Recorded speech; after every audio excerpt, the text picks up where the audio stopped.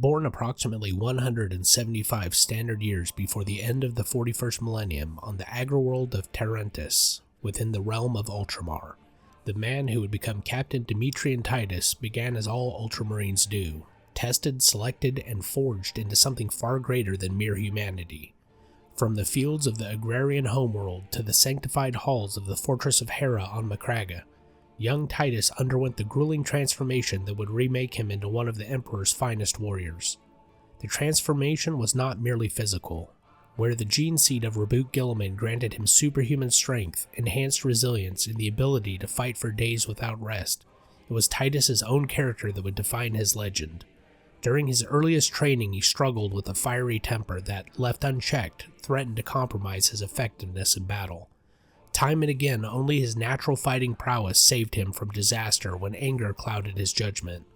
Through discipline and the wisdom of his mentors, Titus learned to master his inner fire, though even in his later years, that barely restrained intensity would surface when obstacles blocked him from doing what needed to be done. As he progressed through the ranks of the Ultramarines, Titus became known not for his rigid adherence to doctrine, but for sharp, independent thought, and an understanding that the Codex Astartes was a guide to serve the mission, not scripture to be followed blindly. This pragmatic approach would both define his greatest triumphs and, ironically, lead to his darkest trials. Titus served with distinction as Sergeant of the Command Squad under Captain Lucian Trajan, commander of the 2nd Company.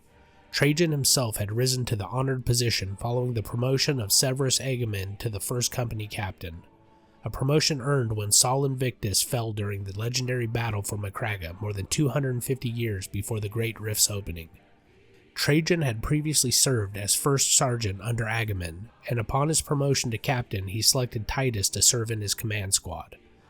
Under Trajan's leadership, Titus learned the art of battlefield command and the weight of responsibility that came with leading the Emperor's finest into the crucible of war. For over a century, Captain Trajan led the 2nd Company to glorious victory after glorious victory. These were decades of brotherhood, of bonds forged in the fires of countless campaigns across the stars. Titus watched his captain grow from a capable officer into a legendary commander, and he absorbed every lesson. But all golden ages must end. The end came in an imperial world besieged by the Xenos of craftworld Biltan. In single combat, Captain Trajan slew the enemy's autarch, a feat of martial prowess that would have been celebrated in any other circumstance. But the victory turned to ash when the retreating Eldari took one of Trajan's Ultramarines captive. Without hesitation, the captain led a rescue squad into enemy territory. It was a trap. The Eldari ambush was swift and merciless, and Captain Lucian Trajan fell to the Xenos fire before his warriors could react. It fell to Sergeant Demetrian Titus to rally the command squad, rout the foe, and recover his captain's body. In that moment of crisis, Titus demonstrated the leadership qualities that would define his career. Decisive action in the face of overwhelming odds, unwavering loyalty to his brothers, and an iron determination to ensure that no Ultramarine would be left behind. The loss of Trajan would haunt Titus for years to come. He had lost more than a commanding officer. He had lost a mentor and a friend. By the time Titus had served the Ultramarines for 150 years, he had earned countless battle honors and the respect of his brothers. Yet when Chapter Master Marnius Calgar himself requested that Titus accept command of the 2nd Company, the sergeant hesitated. Titus was content in his role. He had no aspirations for overall command and preferred the clarity of following orders to the burden of giving them. But duty called, and no Ultramarine refuses the Chapter Master. Captain Demetrian Titus took command of the 2nd Company, carrying with him the lessons learned from Trajan and the weight of his predecessor's sacrifice. He led with the same pragmatic approach that had served him as sergeant, earning the loyalty of his warriors through example rather than dogma. Among those who served in his command squad were 2 Space Marines who would profoundly impact his fate. Brother Leandros, a young and zealous warrior who revered the Codex Astartes as sacred text, and veteran Sergeant Sidonus, a battle-hardened warrior who had served for decades and shared Titus's pragmatic wisdom. Sidonus became more than Titus's subordinate. He became the captain's closest friend and trusted confidant. Where Leandros saw the world in absolute terms of doctrine and deviation, Sidonus understood the necessities of war and provided the common-sense perspective that helped Titus navigate complex situations. This friendship, forged over countless battles, would make Sidonus' eventual fate all the more tragic. A decade into his captaincy, Titus received orders that would irrevocably alter the course of his life. The Forge World of Graia, a vital Adeptus Mechanicus facility responsible for producing advanced Imperial weaponry including Warlord-class battle titans, had come under assault from a massive orc Wa, led by the brutal Warboss Grimskull. The greenskin horde threatened to seize the planet's precious war machines and turn them against the Imperium. Captain Titus deployed to Graia with a strike force from the 2nd Company, linking up with the beleaguered 203rd Cadian Regiment. The Cadians had suffered catastrophic losses, with command falling to 2nd Lieutenant Miranda Mira Nero, their last surviving officer. Despite being an ordinary human commanding guardsmen against a Xenos onslaught that should have overwhelmed them, Lieutenant Mira proved herself a capable and determined officer, earning Titus' respect in the process. Fighting alongside Sergeant Sidonus and Brother Leandros, Titus led a lightning campaign to secure Graia's manufactorums and prevent the orcs from stealing Imperial war machines. The 3 Ultramarines fought as a seamless unit, Titus' decisive leadership, Sidonus' veteran experience, and Leandros' zealous determination combining to devastating effect against the greenskin hordes. They secured vital Titan production facilities and coordinated with Lieutenant Mira's surviving Cadians to hold critical defensive positions. But the orc invasion was merely the prologue to a far greater threat. During the defense of Graia, Titus received a distress call from Inquisitor Trajan of the Ordo Xenos.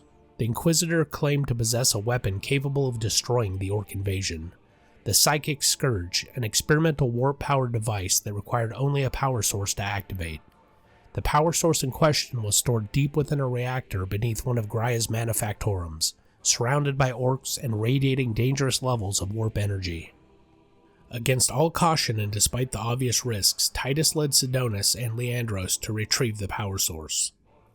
The mission succeeded, but in the process, Titus was directly exposed to raw warp energy, a level of immaterial corruption that should have killed or corrupted any space marine instantly. To everyone's shock, Titus survived. Not only did he survive, but he showed no signs of corruption or spiritual degradation whatsoever. This impossible resistance to the warp's influence immediately raised suspicions in both Inquisitor Trajan and Brother Leandros. How could any warrior, even an Ultramarine, survive such direct contact with chaos energies without being tainted? The Codex Astartes itself warned that only those already corrupted by the ruinous powers could withstand such exposure. Yet Titus stood before them, unmarked and unchanged. Titus himself had no explanation. He knew only that he had done what was necessary to complete the mission, and that he remained loyal to the Emperor and the Imperium. But in the darkness of the 41st millennium, innocence and pragmatism are not always enough. The truth became horrifyingly clear when Titus and his squad delivered the power source to Inquisitor Drogon's laboratory. As they prepared to activate the Psychic Scourge, Trajan betrayed them. The weapon did not destroy the orcs. Instead, it tore open a massive warp rift above Graia, and from that howling portal emerged legions of chaos demons and traitor marines. The Inquisitor's body had been possessed by a demon all along. The entire mission had been an elaborate trap to open a gateway for his master. From the warp rift emerged Nemeroth, a towering chaos sorcerer lord of formidable power, leading his chosen of Nemeroth warband. The demonic invasion massacred orcs and Imperial forces alike, turning Graia into a carnal house of competing horrors. What had been a desperate defense against Xenos invaders transformed into an apocalyptic battle against the forces of the Dark Gods themselves. Titus, Sidonus, and Leandros fought their way through waves of demons and chaos-corrupted warriors, racing towards a nearby Titan hangar. Along the way, Titus personally confronted and slew Warboss Grimskull in single combat, a feat that would have been celebrated under any other circumstances, but which passed almost unnoticed in the greater catastrophe unfolding around them. Reaching the hangar, Titus commandeered the Warlord-class battle titan Invictus and made the desperate decision to equip it with the very power source that had caused this nightmare. Under Titus's command, the Titan's Princeps, a warrior named Enoch bonded directly to the war machine's machine spirit, fired the Psychic Scourge into the warp rift. The unleashed energies partially contained the breach, preventing it from expanding further, but failed to close it entirely. Chaos forces continued to pour into real space, and Nemeroth's plan advanced towards its terrible conclusion. Recognizing that the power source remained the key to everything, Titus ordered veteran Sergeant Sidonus to evacuate it to the 2nd Company's strike cruiser, Fury of Descent, for safekeeping. While Titus and Leandros held back the attacking Chaos forces, Sidonus made his way towards a landing pad where a transport waited to extract him. He never made it. Nemeroth himself ambushed Sidonus before the veteran sergeant could reach safety. The Chaos Sorcerer struck with overwhelming demonic power, and Titus's closest friend and confidant fell in seconds.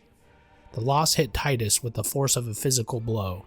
Sidonus, who had fought beside him for decades, who had been there through the triumph and the tragedy, who had become more than a battle brother but a true friend, was gone. And with him went the power source, now in Nemeroth's possession. Nemeroth's plan became clear. He intended to use the power source to undergo apotheosis and ascend to become a demon prince, gaining immortality and godlike power in service to the ruinous powers. With Sidonus' body left behind and Leandros securing the body for proper burial rites, Titus made a decision that epitomized his character. He would pursue Nemeroth alone, regardless of the odds, and stop the sorcerer's ascension or die trying. Atop Graia's orbital spire, amid the ruins of the world he had tried to save, Nemeroth began his transformation.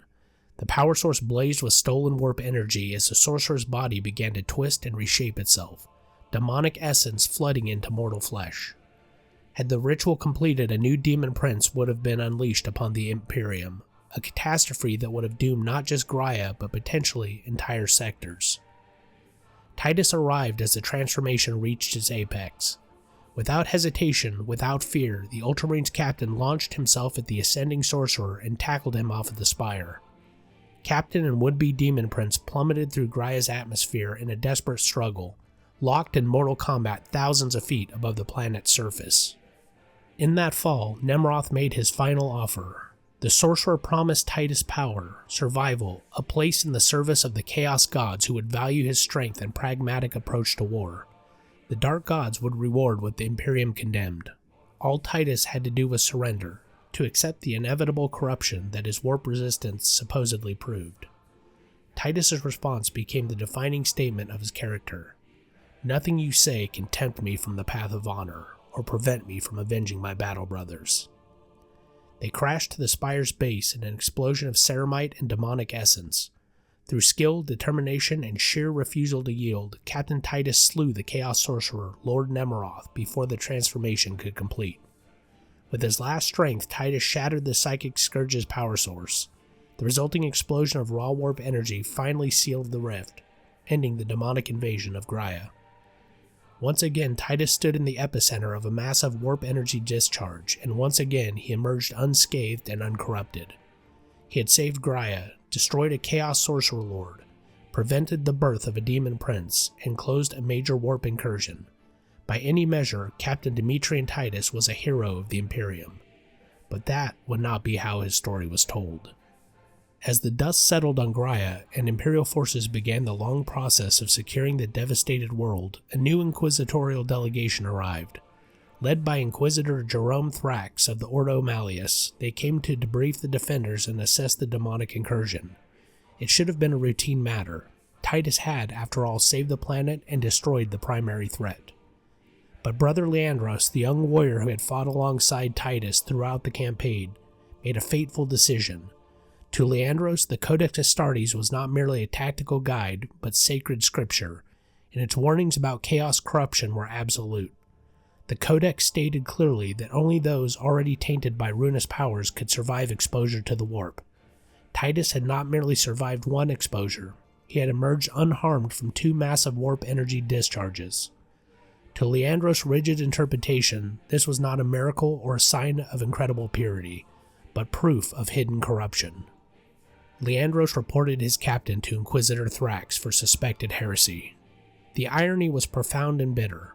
Leandros owed his very existence to Titus. Years earlier, during the Beta Arcturus campaign, the young warrior had been captured by retreating Eldari forces, Captain Trajan had immediately led a rescue squad to recover him, only to fall into an elaborate Xenos trap and be killed. It was Titus who then assumed command, led the counterattack that routed the Eldari ambushers, and rescued both Leandros and Trajan's body. The warrior who owed his life to Titus's actions had just condemned him to a fate potentially worse than death. When Inquisitor Thrax confronted Titus with the accusation of heresy, the captain faced an impossible choice. He could resist. No Space Marine would easily fall to inquisitorial authority, and the Second Company would have stood with their captain. He could flee. The chapter ships waited in orbit, ready to depart. Or he could surrender. Titus knew that resistance would bring the full wrath of the Inquisition down upon Graia. The surviving Cadians of the 203rd Regiment, the Mechanicus personnel who had fought beside him, his own Second Company, all would be subjected to investigation, interrogation, and potentially purging. The Inquisition does not tolerate those who associate with heretics, and guilt by association is often all the evidence required for mass execution. Entire populations have been sterilized for less. So Captain Demetrian Titus made the only choice his honor would allow. He surrendered himself to Inquisitor Thrax voluntarily on the condition that the Inquisition would leave Graia's defenders unmolested. As Black Templar warriors, Thrax's personal escorts from the Zealous chapter moved to take Titus into custody, the captain had one final moment with his accuser. Lieutenant Mira protested the arrest, defending Titus's actions and character. The captain silenced her with a gesture. He knew that further protest would only endanger her. But to Leandros, Titus had words that cut deeper than any chainsword. He condemned the young warrior's inability to think beyond the Codex, his failure to see that true service to the Emperor required independent judgment, not blind obedience to doctrine. The words were harsh, but they were also a final lesson from mentor to student, a lesson that Leandros would carry with him for over a century. As Titus departed Graia in inquisitorial custody, Imperial records coldly noted that the threat had been contained and the captain was under investigation for heresy. The hero of Graia disappeared into the Inquisition's black prisons, and for more than a century, no one outside the Inquisition would know his fate. What followed was perhaps crueler than death. Inquisitor Thrax subjected Captain Titus to brutal mind trolls, psychic scourging, and relentless interrogation that would have broken lesser warriors in days. For over a century, more than 100 years of torment, Thrax searched for any hint of corruption and evidence that would justify the imprisonment and validate his suspicions. He found nothing. Again and again, the interrogations proved Titus pure and loyal, but Thrax could not admit his mistake. To release Titus would be to acknowledge that the Inquisitor had wrongfully imprisoned a loyal Space Marine captain, that he had stolen a century from a warrior who had given everything in service to the Emperor. Pride, bureaucratic inertia, and the Inquisitor's institutional paranoia combined to keep Titus locked away in a secret, off-the-books prison. During these long decades, Chapter Master Marnius Calgar repeatedly demanded Titus's return, protesting the imprisonment to every level of inquisitorial authority that would listen. His protests were ignored or deflected. The Inquisition answers to no one save itself and the Emperor, and Thrax had powerful allies who saw no reason to question a colleague's judgment in matters of heresy. In the darkness of that illegal prison, Titus endured. Every interrogation proved his loyalty. Every mind trawl showed only unwavering dedication to the Emperor and the Imperium. Every psychic probe found a soul as pure as any of the Space Marines could be. Thrax's failure to break or corrupt Titus became its own evidence of the captain's innocence. Yet the Inquisitor could not see it, blinded by the need to be right. Justice, when it finally came, arrived through the very evil Thrax claimed to fight. During an operation against the Grey Slayers chapter, a suspected chaos-tainted Space Marine chapter, Inquisitor Jerome Thrax was possessed by a demon. The entity that had spent decades hunting corruption found itself corrupted, the hunter becoming the hunted. In a bitter irony that the 41st Millennium specializes in producing, Thrax was executed by the Grey Knights, the Imperium's premier demon hunters. An investigation into Thrax's affairs followed, led by forces drawn from the Red Hunters chapter. In a remote inquisitorial watch station far to the galactic south, they discovered nearly a score of Space Marines locked in stasis cells. warriors from various chapters who had attracted Thrax's suspicion and been imprisoned without trial or record. Titus was among them, preserved from time's passage, robbed of more than a century of service. The discovering Inquisitor faced a choice. She could have quietly disposed of the evidence, protecting the reputation of the Inquisition and burying Thrax's illegal actions. Instead, she chose integrity over institutional protection. The imprisoned Space Marines were conveyed to the Deathwatch fortress of Watcher Keep to be formally evaluated, a process that would either vindicate or condemn them according to proper procedures rather than one paranoid Inquisitor's suspicions. At Watcher Keep, Titus underwent rigorous evaluation by the Chamber of Vigilance. The verdict was unambiguous: no taint, no corruption, no heresy. Captain Demetrian Titus was innocent of every charge that had cost him a century of his life. He was free to return to the Ultramarines, cleared of all suspicion. But freedom proved more complicated than vindication. Though legally cleared of heresy, Titus felt the weight of shame pressing down upon him like a physical force. For more than a century he had received no word from the Ultramarines, no message from his chapter, no inquiry about his fate, no rescue attempt. In the darkness of his imprisonment, Titus had come to believe that his silence seemed to confirm that he had brought dishonor upon his name and upon the noble Ultramarines chapter itself. In truth, Chapter Master Calgar had fought tirelessly for Titus's release, but those efforts never reached the imprisoned captain. The Inquisition's walls are high and thick, and information flows in only one direction. All Titus knew was that his chapter had not come for him, and in his mind, that absence spoke volumes about his unworthiness. The Deathwatch, the elite chapter of the Ordo Xenos composed of Space Marines from every Loyalist chapter, offered an alternative. Warriors who had brought shame upon their chapters or wished to atone for perceived failures could serve as Black Shields. Anonymous warriors who surrendered their former identities and fought without heraldry or honor until death claimed them. It was a path of redemption through sacrifice, a way to serve the Emperor without the burden of a tarnished name. Demetrian Titus chose to become Nullus, nothing in High Gothic. The name was apt. He stripped away his Ultramarines' heraldry, painted his armor the black of the Deathwatch, and divested himself completely of his past identity. If he could not bring honor to the Ultramarines, he could at least die well in the service to the Imperium. It was all he had left to offer. For several solar decades, the Black Shield known as Nullus served at Watcher Keep under Watchmaster Vadrian Shenal. He fought Xenos threats across the border regions between Segmentum Pacificus and Segmentum Tempestus, demonstrating a comprehensive understanding of alien species that surprised even veteran Deathwatch warriors. His expertise spanned Tyranids, Orcs, Eldari, and more, the accumulated knowledge of a long career fighting the enemies of mankind. Unlike some warriors who might glory in past victories, Nullus never recounted his exploits or sought recognition. He took the most dangerous assignments without complaint, fought with the skill of a veteran captain, and asked for nothing in return. His fellow Black Shields recognized him a warrior driven by something beyond duty or honor, a need to prove through deed what words could never express. In the grim darkness of the Era Indominus, as the Great Rift tore reality itself and demon incursions multiplied across the Imperium, the Deathwatch found themselves stretched to the breaking point.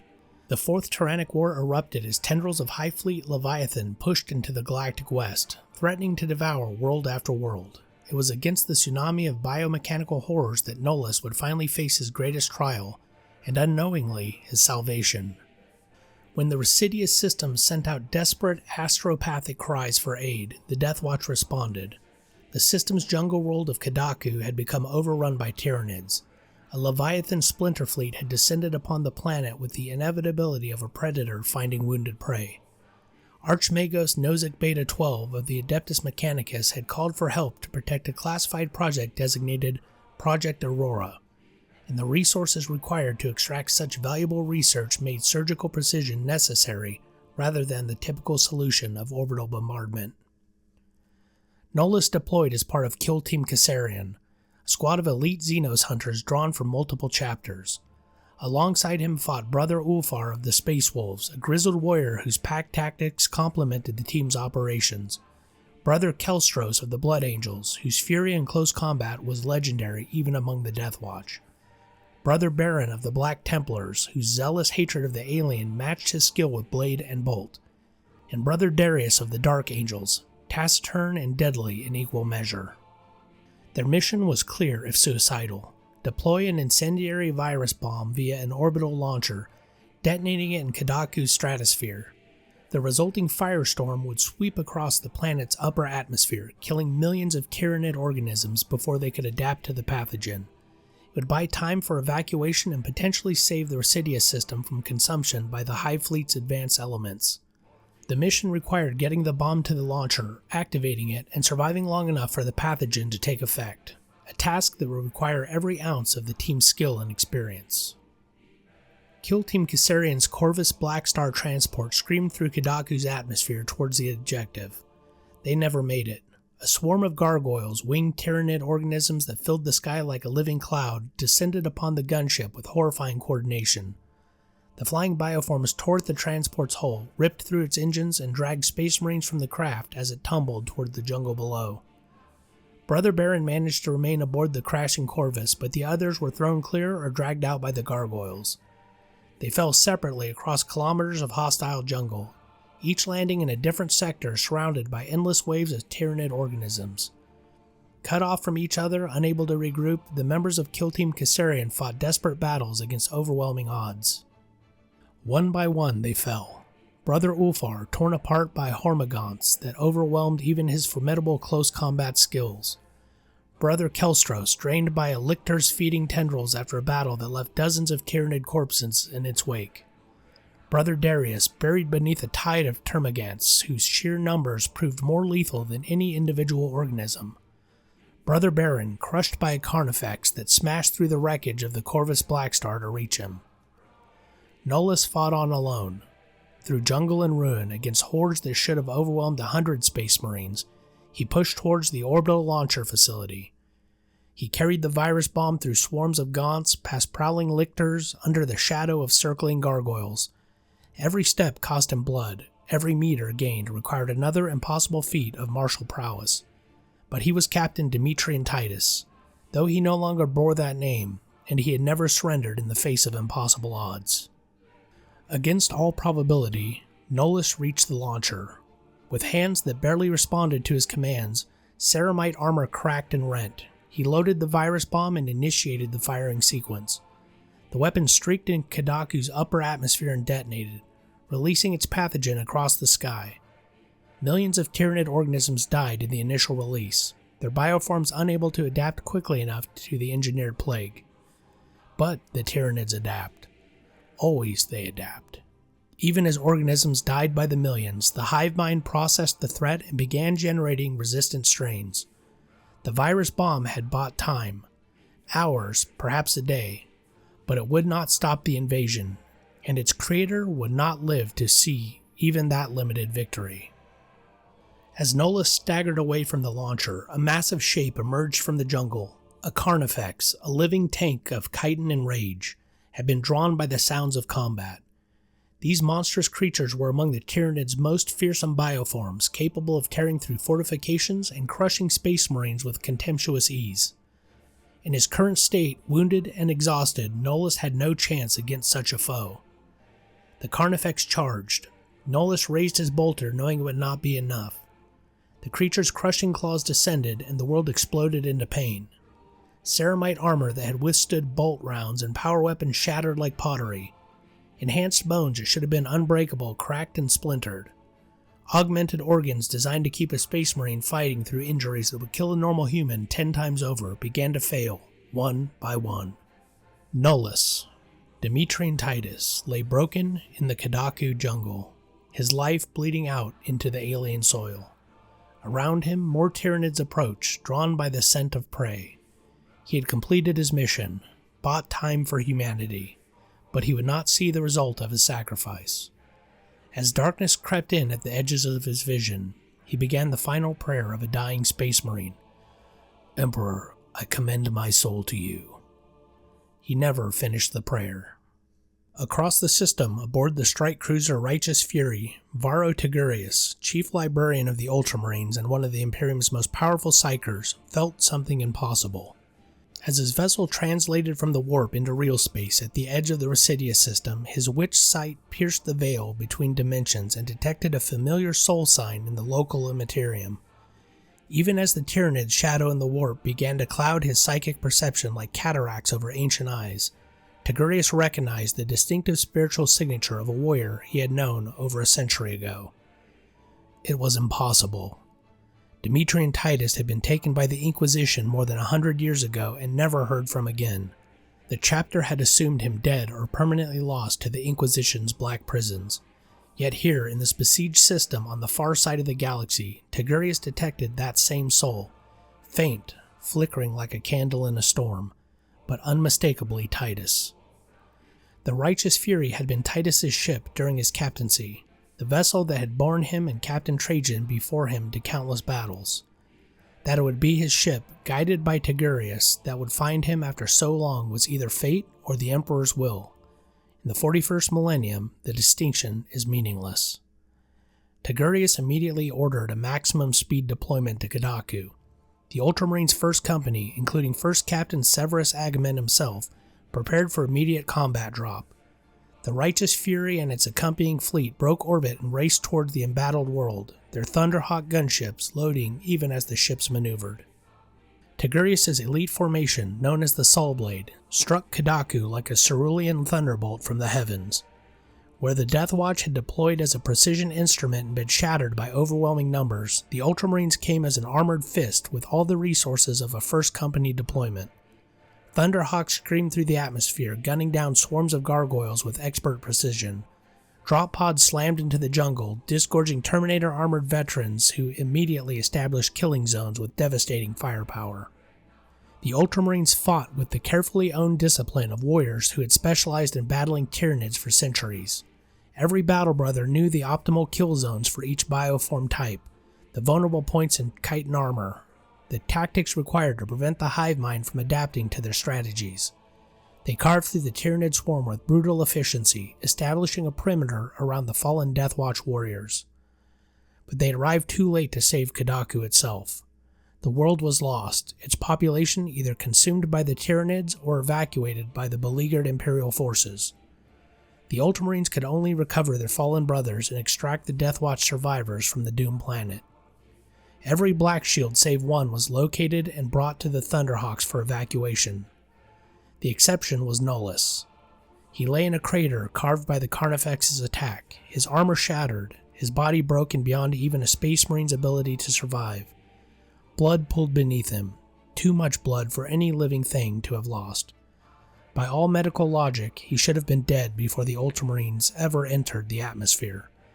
But Tigurius' psychic senses detected the faintest flicker of life still clinging to that ravaged form.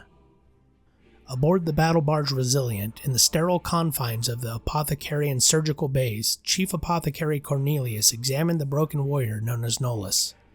His assessment was grim. The injuries were catastrophic. Shattered ribcage, punctured lungs, ruptured secondary heart, severed major blood vessels, crushed organs, and massive trauma to the progenoid glands that carried the chapter's genetic legacy. No amount of conventional surgery could save this warrior. His body was simply too damaged to repair. But there was one option, dangerous and unproven enough that it qualified as a last resort. The Rubicon Primaris, what the Ultramarines called the Calgarian Rites. In honor of their chapter master, was a procedure that could transform a firstborn Space Marine into a more powerful Primaris Marine.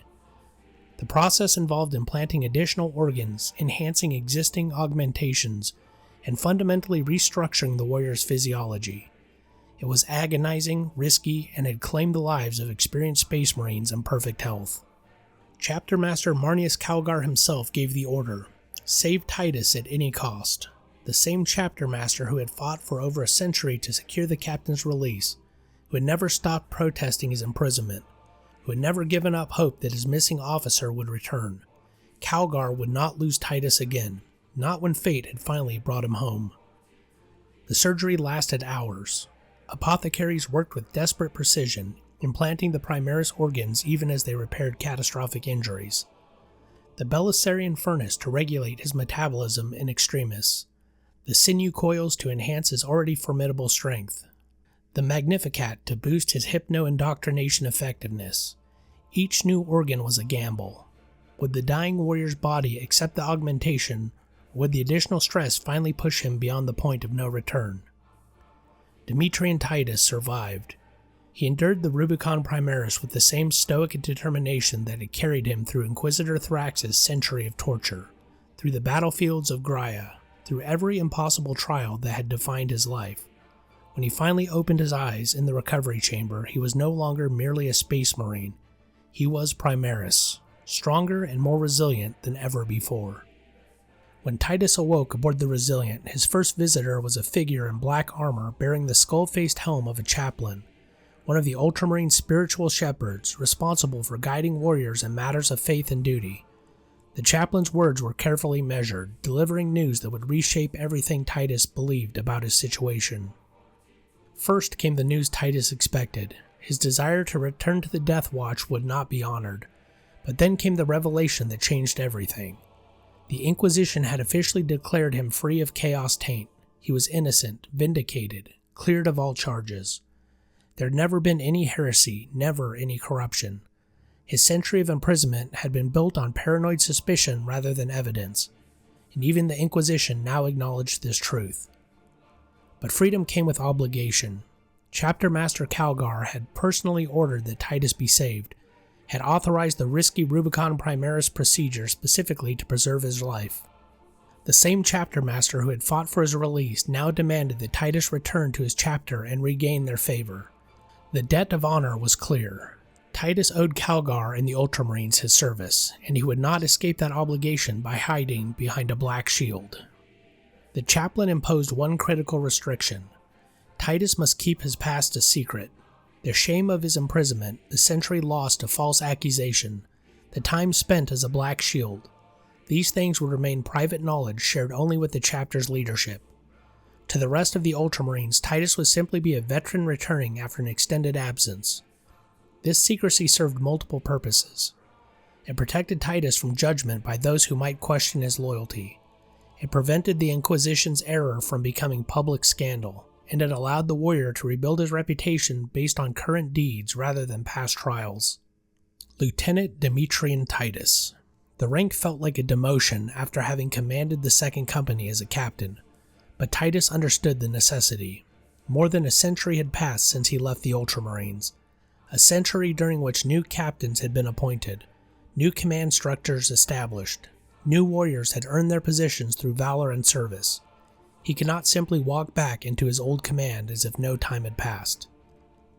The current captain of the second company was Sevastus Acheran, a warrior who had served under Cato Sicarius, the legendary knight champion of Macraga, who had followed Titus's own tenure. When Sicarius' ship was lost in the warp during the Great Rift's thrashing, Acheran had stepped up to command. He had led the second through defining conflicts of the Indominus Crusade, proving himself on Vigilus, in the Pariah Nexus, during the Plague Wars, and now in the Fourth Tyrannic War. Captain Acheran had earned his position, and Titus would not dishonor that service by expecting to displace him. Captain Acheran was, understandably, skeptical of Titus's sudden reappearance. Here was a lieutenant who supposedly had an extended service record, yet his past was shrouded in secrecy. The chapter master personally vouched for him, which carried a significant weight, but Acheran was no fool. Something about Titus's return didn't add up. Nevertheless, orders were orders, and Acheran assigned Titus command of a squad. Titus's squad consisted of two warriors who would become his closest companions in the trials ahead, Sergeant Valorum Gadriel and Brother Medurus Chiron. Each represented different aspects of the Ultramarines' evolution in the era Indomitus. Sergeant Gadriel was a by-the-book officer who distrusted Titus from the start. Like Leandros before him, Gadriel believed firmly in the Codex Astartes and viewed any deviation from doctrine with suspicion. Titus's hidden past only deepened that mistrust. If the lieutenant had nothing to hide, why the secrecy? Gadriel watched Titus constantly, looking for any sign of heresy or corruption that might justify such mysterious treatment. The sergeant's attitude reminded Titus painfully of the young warrior who had reported him over a century ago, and he knew that winning Gadriel's trust would require patience and proven results. Brother Chiron represented something Titus had never encountered before, a first-generation Primaris Marine created 10,000 years ago, shortly after the Horus Heresy itself. Through some miracle of stasis technology or warp time distortion, Chiron had survived from the 31st millennium to the 42nd, making him technically older than any living space marine, including chapter masters and chapter ancients. Yet he had only recently been awakened and deployed, making him simultaneously ancient and inexperienced. Chiron brought a perspective untainted by the Imperium's slow decay over 10 millennia, remembering a time when the Emperor still walked among his warriors. Together, this unlikely trio would face trials that would test not just their combat prowess, but their ability to trust one another in the face of overwhelming threats. Titus's first mission as a returned Ultramarine brought him back to the world where he had nearly died.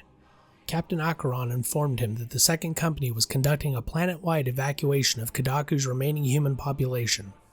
The Tyranids continued to consume the world, but there were still millions of Imperial citizens who could be saved if the Ultramarines could buy them time. Titus and his squad were ordered to support the Astra Militarum forces, specifically the elite 8th Cadian Regiment, in retaking the planet's orbital defense cannons. The mission should have been straightforward: fight through Tyranid-held territory, secure the cannon emplacements, and use them to destroy the hive ships in orbit. Simple in concept, nearly impossible in execution. The Tyranids were everywhere, their numbers seemingly limitless. Hormagaunts swept forward in living waves.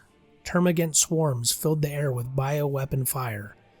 Tyranid warriors coordinated the lesser organisms with terrifying efficiency, and above it all, the shadow and the warp pressed down like a psychic blanket, cutting off hope and drowning courage.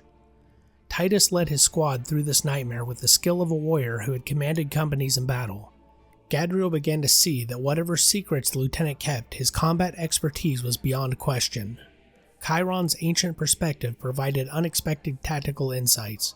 He remembered fighting Xenos that had been extinct for millennia, and some of those lessons applied to the Tyranids' tactics. Together, the three Ultramarines carved a path through the swarm, linking up with the Cadian forces and pushing toward the orbital defense network. The final assault on the cannons was a desperate close-quarters battle against Tyranid organisms that had burrowed into the fortifications. Every room had to be cleared, every corridor fought for meter by meter. But Titus' squad prevailed, and with the cannons back under Imperial control, they had the firepower to target the hive ships. The massive alien vessels, each the size of a small city and carrying millions of Tyranid organisms, became vulnerable. Lance strikes from the defense cannons tore through the void, their energies amplified by the weapon's planetary scale power generation. One hive ship died, its biomass scattered across orbital space. The remaining ships pulled back, giving the evacuation forces precious time to extract more civilians. It was not victory. Kadaku was still doomed, but it was enough. Thousands of Imperial citizens would live because Titus and his squad had succeeded. With the evacuation proceeding, Captain Acheran assigned Titus a new mission: escort Archmagos Nozick Beta-12 off-world. The Mechanicus priest had been conducting classified research on Kadaku under the designation Project Aurora, and his knowledge was too valuable to lose to the Tyranids. However, Nozick refused to leave without critical data from his overrun research facility, data that he claimed was essential to the Imperium's survival. The facility lay deep in Tyranid-controlled territory, surrounded by organisms drawn to the electromagnetic emanations of Mechanicus technology. Titus, Gadriel, and Chiron fought their way through to the research complex, only to discover that the Archmagos work involved warp-related technology, the same kind of dangerous research that had nearly doomed Graia over a century ago. Worse, the facility contained a power source radiating the distinctive energies of chaos corruption. For Titus, the discovery was both familiar and horrifying. Here again was the intersection of Mechanicus ambition and warp corruption that had cost him everything. The power source felt almost identical to the one he had encountered on Graia. The same unnatural energies, the same sense of wrongness that set his teeth on edge. But before he could investigate further, disaster struck. The gunship transporting Archmagos Nozick crashed in Tyranid territory. Titus' squad raced to reach the wreckage, fighting through dense swarms of organisms drawn to the crash site. When they finally reached the gunship, they found only Nozick's corpse. The Archmagos had died in the crash, taking his knowledge of Project Aurora with him. The mission was a failure, but Titus had recovered the critical data storage devices that Nozick had considered worth dying for. With evidence of chaos corruption on Kadaku, Titus urged Captain Acheran to contact Chapter Master Calgar immediately. The situation had escalated beyond a simple Tyranid invasion. If Chaos forces were operating in the Recidious system, the entire campaign could be compromised. But the astropathic relay that would allow them to send faster-than-light messages to Macraga had been overrun by Tyranids. Its psychic choir either consumed or scattered. Titus led his squad to retake the relay, fighting through dense swarms of organisms that had nested in the facility's twisted corridors. They reached the primary chamber where Astropath Neoma, one of the few surviving Psykers, waited to transmit their message. As she began the delicate process of sending psychic signals across the vast distances of space, Titus outlined the evidence of Chaos presence to Captain Acheran. Then Astropath Neoma began screaming accusations. She claimed Titus was a traitor attempting to lure Chapter Master Calgar to Kadaku to assassinate him, that the lieutenant was corrupted by Chaos and his very presence was a trap. Sergeant Gadriel, already suspicious of Titus's mysterious past, drew his weapon and prepared to execute the supposed heretic on the spot. Brother Chiron's bolt round ended the confrontation. The ancient Primaris had recognized what the others had missed. Astropath Neoma was possessed by a demon. Her body exploded in a cascade of warp energy, revealing the true architect of the conspiracy, Amura, a sorcerer lord of the Thousand Suns Traitor Legion. The Chaos Space Marine materialized in a storm of eldritch power, his armor blazing with unnatural flames and his presence radiating malevolence.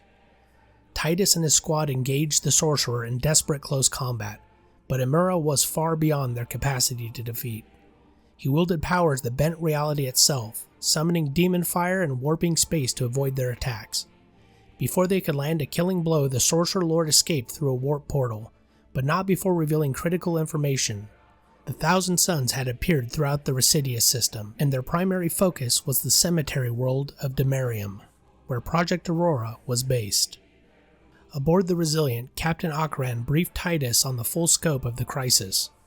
Project Aurora had been an Adeptus Mechanicus research initiative studying chaos artifacts recovered from various battlefields.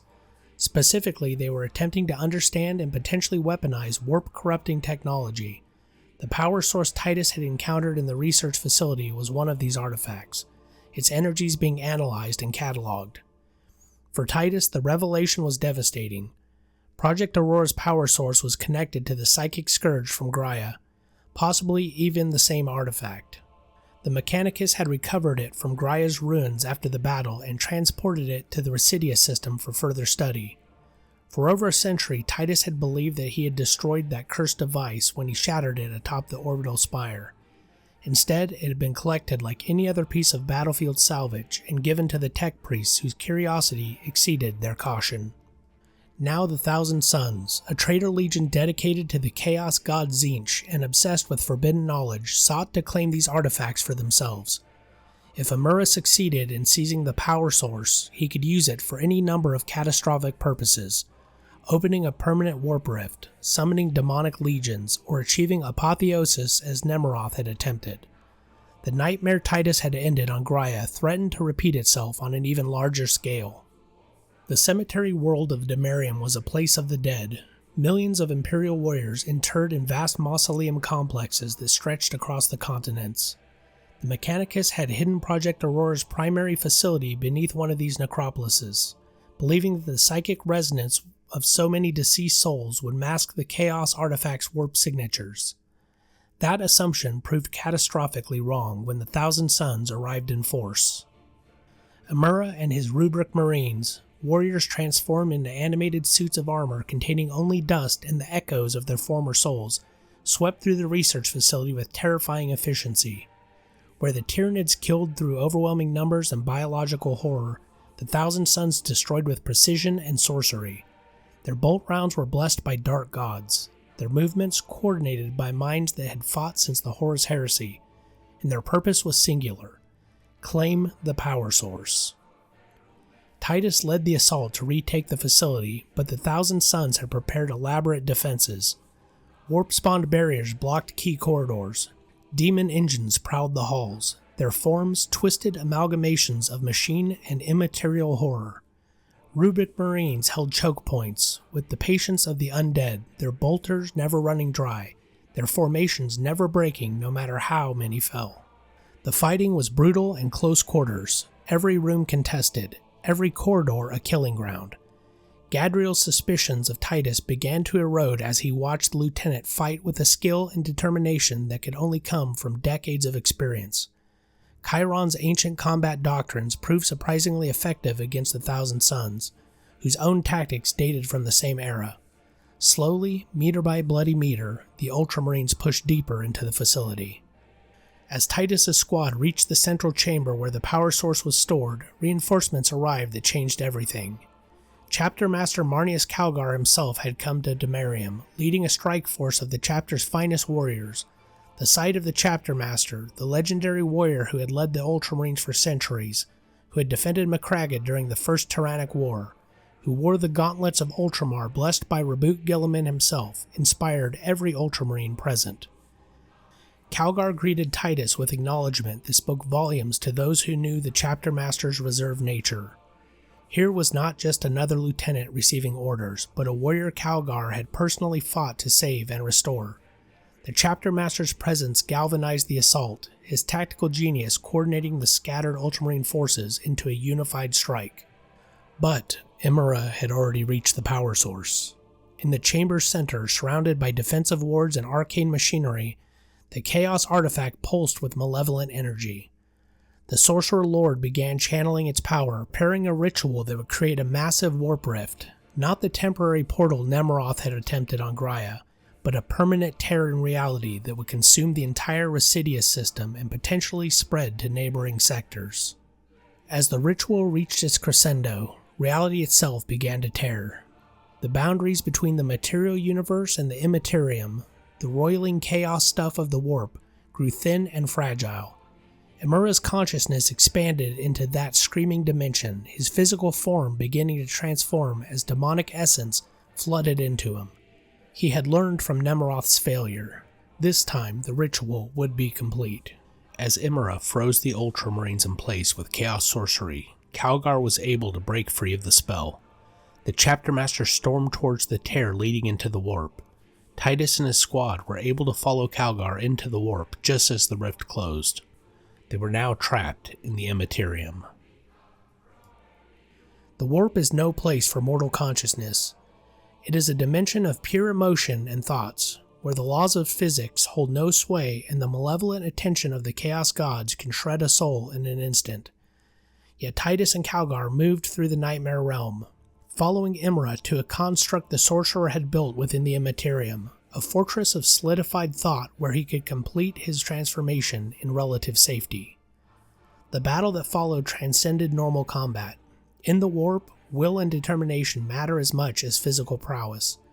Imra wielded reality-warping sorcery, his attacks bending space and time, summoning demon fire that burned souls rather than flesh.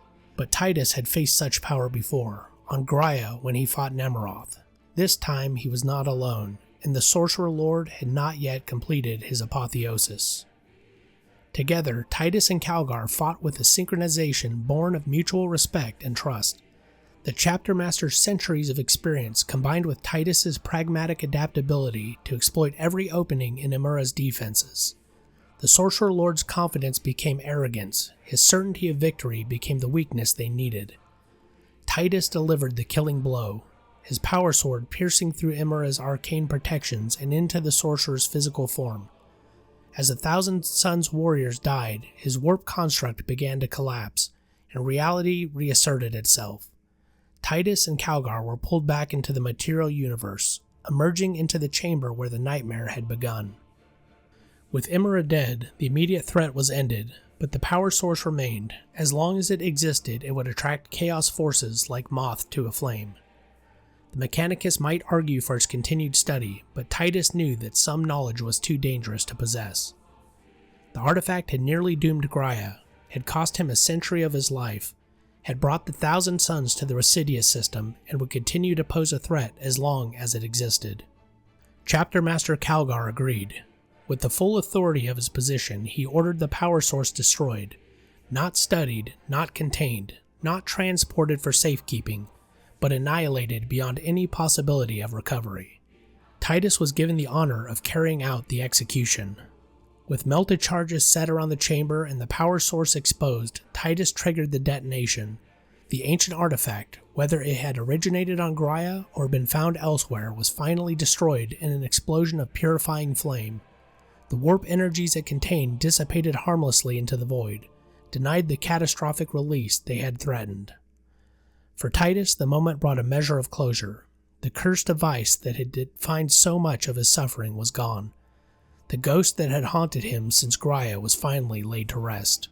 He had not only proven his loyalty and skill to the Ultramarines, but had destroyed the very source of his persecution. It was, in its own way, redemption. Following the victory in the Recidious system and the destruction of the Chaos power source, Chapter Master Calgar summoned Titus for a new mission of critical importance.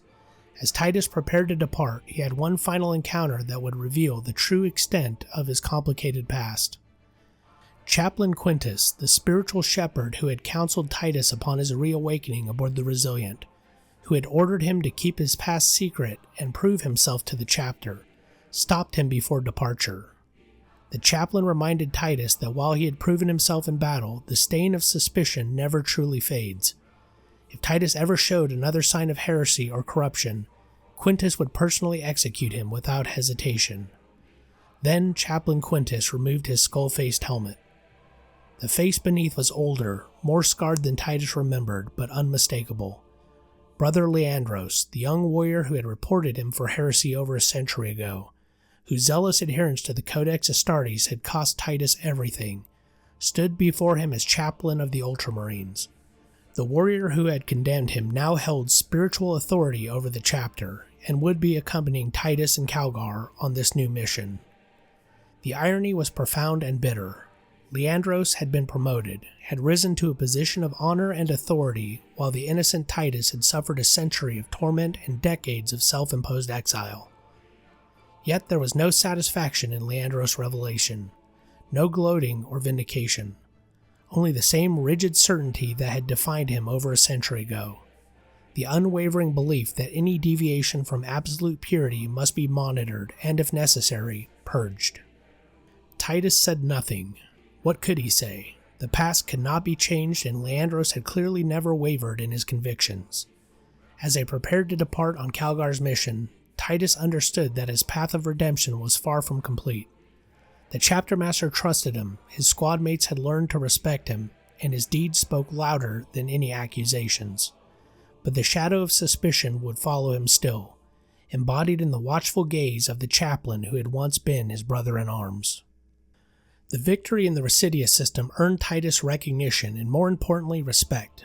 Sergeant Gadriel's suspicions had been thoroughly dispelled. Whatever secrets the lieutenant kept, his loyalty and competence were beyond question. The bonds formed in battle with Gadriel and Chiron had proven stronger than any lingering doubts. Yet Titus remained a lieutenant, serving under Captain Acheran as the Fourth Tyrannic Wars continued to rage across the embattled sectors of Segmentum Pacificus. The campaigns following the Recidious victory blurred together in an endless cycle of deployment, combat, and hard-won victories, each one adding to Titus's growing reputation as a warrior who could be trusted with the most difficult missions. Captain Acheran led the Second Company from battle to battle, and Titus served as one of his most effective officers, often used for secret missions alongside Chapter Master Calgar and the ever-watchful Chaplain Quintus. One mission stood out above the others, a supposedly suicidal deployment to the world of Zashul. Chaos forces had established a stronghold around several powerful artifacts, cursed relics that radiated warp energy and corrupted everything near them. The Inquisition had declared the world too dangerous to assault, recommending orbital bombardment followed by exterminatus if necessary. But the artifacts had to be destroyed at close range to ensure complete annihilation. Titus volunteered for the mission. His resistance to warp corruption, which had once been viewed as evidence of heresy, now made him uniquely qualified to approach and destroy chaos artifacts that would overwhelm other warriors. The operation was a success. Titus and his squad infiltrated the Chaos stronghold, planted demolition charges on each artifact, and extracted under heavy fire. When the charges detonated, the resulting psychic backlash killed every chaos-corrupted being on the planet and rendered it uninhabitable for centuries. Titus's survival of this mission cemented his legend. A deployment that the Inquisition had considered impossible had been accomplished through his leadership and unique capabilities. No one questioned his loyalty anymore. His actions spoke louder than any accusations could. The news reached the Second Company in the midst of operations in the Bastir subsector. Captain Sevastus Acheran had fallen. The details were fragmented, arriving through damaged astropathic transmissions, but the core facts were clear enough. On the hive world of Trygg, in the Pyremote system, Acheran had made the ultimate sacrifice to save an entire sector from Tyranid invasion. Trygg had been considered a loyal and vital Imperial world, a key defensive position against Hive Fleet Leviathan's advance. When a Munitorium survey vessel and its escort of Mordian Iron Guard disappeared with only a psychic scream as warning, Captain Acheran led a strike force to investigate. What they found was a massive gene-stealer cult that had infiltrated every level of Trygg society, from the undercity gangs to the noble spires. The cult's uprising had already begun, and within days it would spread across the entire planet, summoning a Tyranid invasion fleet that would consume the world and use it as a springboard to attack neighboring systems. Captain Acheran made the decision that defined his legacy. He activated the Hive's anti-atomic lockdown protocols, sealing his entire force inside the primary Hive city with the Gene-Stealer cult. It was a death sentence. His Ultramarines would be trapped with millions of enraged cultists in close-quarters combat with no possibility of extraction. But it would contain the uprising, prevent the cult from spreading to other hives, and deny the Tyranids their foothold. For weeks, Acheran and his warriors fought a desperate battle of attrition against impossible odds. They held critical junctions, denied the cultists access to vital infrastructure, and killed untold thousands of Xenos tainted. When Imperial reinforcements finally arrived to purge the cult, they found only bodies. Captain Sevastus Acheran, his decorated Lieutenant Chiron, and every Space Marine who had entered the Hive had fallen in combat. Their sacrifice had saved the Pyremote system and the surrounding sectors from Tyranid invasion. The loss of Acheran hit Titus hard. He had served under the captain for only a relatively short time, but he had come to respect Acheran's leadership and dedication. More personally, Brother Chiron, Titus' squadmate and friend, the ancient warrior who had bridged 10,000 years to fight beside him, was gone. The bond they had formed in the Recidious system had been cut short by the demands of duty and the brutality of war. The Ultramarines required a new captain for the Second Company, and the choice was surprisingly clear. Lieutenant Demetrian Titus had proven himself repeatedly. His victory against the Tyranids and Thousand Sons in the Recidious system, his survival of the suicidal mission to Zashul, his continued success against Tyranid forces in the Bastir subsector. More than his combat record, he had demonstrated the judgment and leadership necessary to command a company. The misgivings that had followed Titus upon his return had been silenced by deeds. Even those who had questioned his mysterious past now acknowledged that whatever had happened, it had forged a warrior of exceptional capability and unwavering loyalty. Chapter Master Calgar himself recommended Titus for the position, and the chapter's leadership unanimously approved. Captain Demetrian Titus. The title felt both familiar and new. Over 130 years had passed since he had first held that rank, and he was not the same warrior who had departed for Graia. He'd been broken and reforged, tested beyond what any Space Marine should endure, and emerged stronger for it. Where the young captain who accepted Calgar's reluctant appointment had been unsure of his fitness for command, the warrior who now took up the role knew exactly what he was capable of and what he was willing to sacrifice. In accepting command, Titus swore to honor Captain Acheran's legacy and to lead the Second Company with the same dedication that had defined his predecessor. He took up the mantle of Master of the Watch as well, a position that tasked the Second Company's captain with fortifying Ultramar's borders and coordinating defensive efforts across the realm. It was a responsibility perfectly suited to Titus's pragmatic approach to warfare and his understanding that defense requires both strength and flexibility. Captain Demetrian Titus now stands as one of the Ultramarines' most distinguished officers, commanding the 2nd Company and fulfilling the vital role of Master of the Watch. His responsibilities are enormous, fortifying the borders of Ultramar even as the realm expands under Primarch Guilliman's direction, coordinating defensive operations across hundreds of worlds, and ensuring that every new conquest does not become a vulnerability. The task is difficult in the extreme. Every world that Ultramar claims requires garrisoning. Every border expanded means resources stretched thinner. Every victory creates new frontiers that must be defended. The Tyranids continue their relentless advance. Chaos forces probe for weaknesses, and countless other Xenos threats seek to exploit any opening. Titus must balance aggressive expansion with prudent defense, knowing that overextension could doom the very realm he serves to protect. But he is not without resources. The Wardens of Ultramar, an elite formation of Primaris Marines dedicated to defense operations, add their substantial strength to his cause. An agile fleet of veteran warriors stands ready to respond to threats anywhere in the realm. And most importantly, Titus brings over 150 years of combat experience, decades of command expertise, a pragmatic understanding of when to follow doctrine and when to adapt. Looking back on his journey, Titus represents something larger than his individual story. He embodies the Ultramarines' evolution from rigid adherence to the Codex Astartes to a more flexible interpretation that honors the spirit of Guilliman's teachings rather than just the letter of the law. His survival despite persecution, his redemption through deeds rather than words, and his ultimate restoration to command demonstrate that true loyalty is measured not by compliance but by results. The same pragmatic approach that once made him suspect now makes him exemplary. When Leandros saw deviation from doctrine, Guilliman sees proper application of the Codex's principles. Where Thrax saw potential corruption, Calgar saw unwavering loyalty. Where the Inquisition saw dangerous resistance to the warp, the chapter now sees a unique asset that can operate in situations that would corrupt or kill other warriors. More importantly, Titus never allowed his suffering to embitter him or turn him from his duty. Through a century of illegal imprisonment, decades of self-imposed exile, and countless battles where victory seemed impossible, he remained true to the oath he swore when he became an Ultramarine. His path of honor, though it led through darkness and fire, never wavered. What lies ahead for Captain Demetrian Titus remains to be seen. The secret mission with Chapter Master Calgar and Chaplain Quintus hints at challenges yet to come.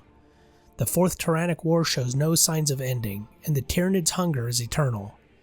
Chaos forces continue to corrupt and destroy wherever the Imperium's vigilance falters. And beyond these known threats lurk countless dangers that have not yet revealed themselves. But whatever challenges await, the Ultramarines' 2nd Company will face them under the command of a captain who's been tested beyond any reasonable measure and found true. A warrior who survived exposure to chaos corruption not through taint but through purity of purpose. A leader who understands that the Codex Astartes serves the mission, not the other way around. A Space Marine who embodies the very best qualities of the 13th Legion. The chronicle of Demetrian Titus is far from complete. In the grim darkness of the 42nd millennium, where there is only war and laughter of the thirsting gods, his story continues. Each battle adds another verse to the legend. Each decision shapes the future of Ultramar. Each sacrifice honors those who fell before him. He is Captain Titus of the Ultramarines' 2nd Company, Master of the Watch, survivor of impossible trials, and living proof that the path of honor, though it may wind through darkness and fire, leads always to redemption. And in that redemption lies hope. Not just for one warrior, but for an Imperium that desperately needs heroes who can adapt, endure, and triumph against all odds. For Macraga, for the Emperor, for humanity.